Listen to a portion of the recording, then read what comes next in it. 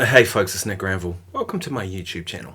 So today I thought I'd talk about 2-5-1s. It's kind of a fundamental part of playing jazz music.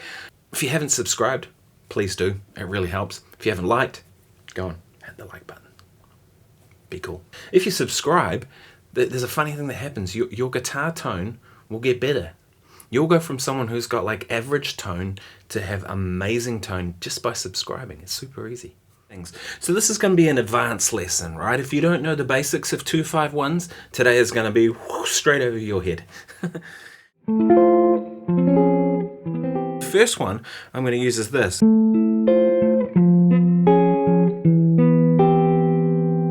They're all going to be in the key of C. So in that case, I'm D minor. I'm actually playing F major 7 as a drop 2 chord, D flat major 7 to C major 7. Real pretty, eh? F major 7 over D minor, well, that gives you D minor 9, right? So it's essentially, I mean, if you look at that chord there, you can kind of see it's like an F major 7 there. So there's a D minor 9 in this instance. On the G7, I'm playing D flat major 7. But look at what's going on there. Well, F is the flat 7, C is the sus4, D flat is the flat 5, and A flat is the flat 9. So it's like flat 5, flat 9, sus4, lots of pretty colors. Right? All of these concepts I'm going to discuss today are not just like in terms of how you'd play chords. You could do the same thing with soloing. Right, F major 7 to D flat major.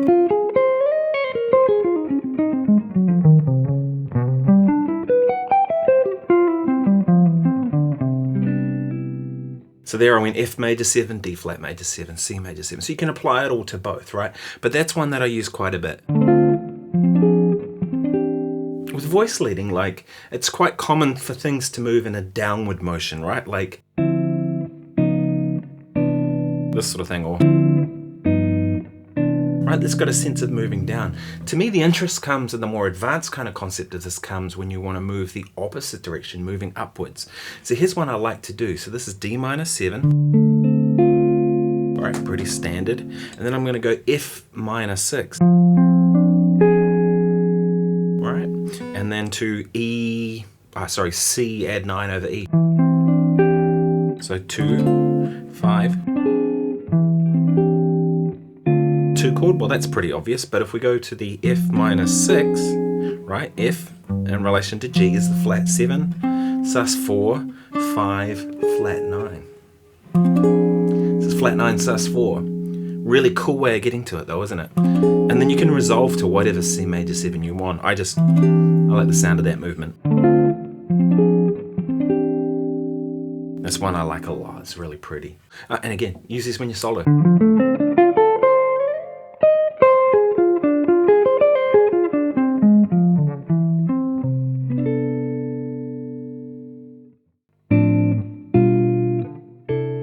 Here's another one that I use quite a bit.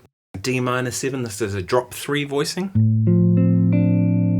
G7 over B, C major 13. Right. D minor 7.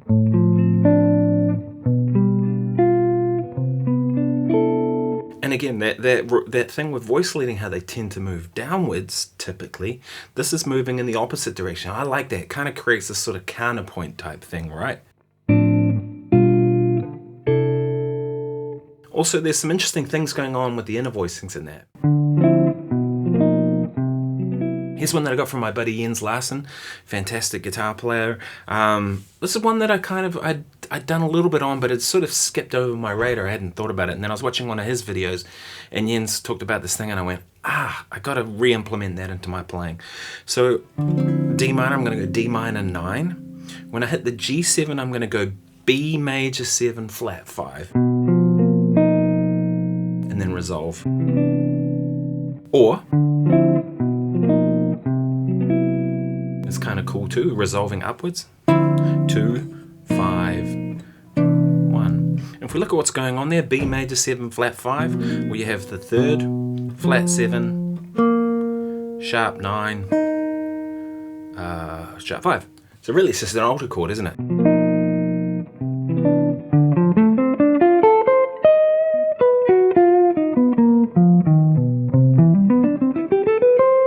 Cool sound. Really good one to solo with as well.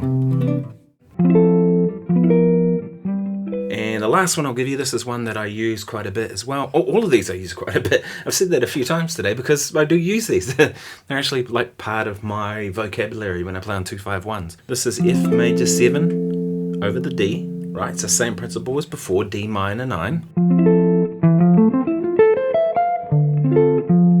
Right, that sound. And then I'm going to go to this voicing.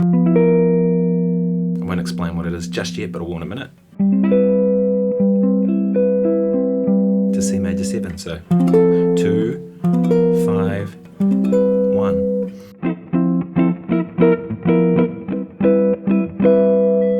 It's pretty cool because it's, again, it moves upwards instead of like the typical, you would expect this to go,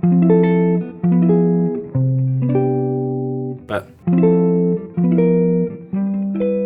it's just a little more interesting. And what that chord in the middle is, if we look at it, flat 7, 3, 6, sharp 9. So it's like 13 flat, 13 sharp 9.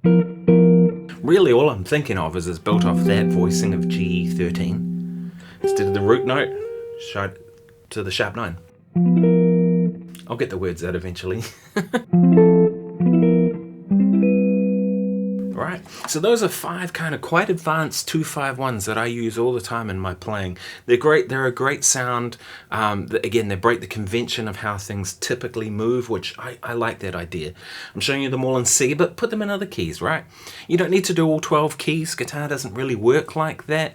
Probably the best thing to do is just do a couple of keys, and do keys that are far away from each other. If you do C, no point doing D flat. You probably already can picture it, right? But do C and say F. Or do say C and A flat, right? Those are 2 keys that would force you to kind of see things differently. Now, should you do this to start with? Hell no. Right? Start with the basics. You need to know the basics. If you don't know the basics, then this stuff is just going to be over your head. As my friend Jeff Culverwell would say, do you want me to lower the speakers? Is the music over your head?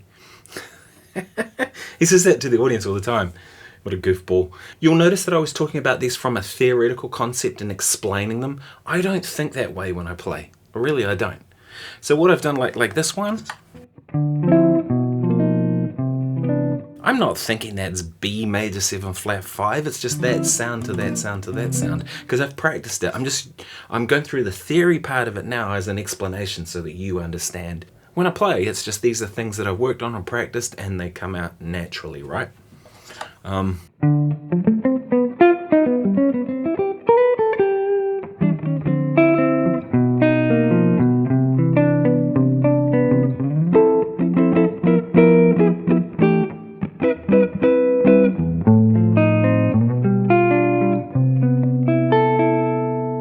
D minor had a wrong note in there. Did that. Still it sounded okay, right? But you see there, I'm just like, when I'm playing something like that, I'm following where my ear is hearing it. Hey look, if you found this useful, be cool and like. Be cool and subscribe. Thanks very much, I'll see you in the next video. Cheers.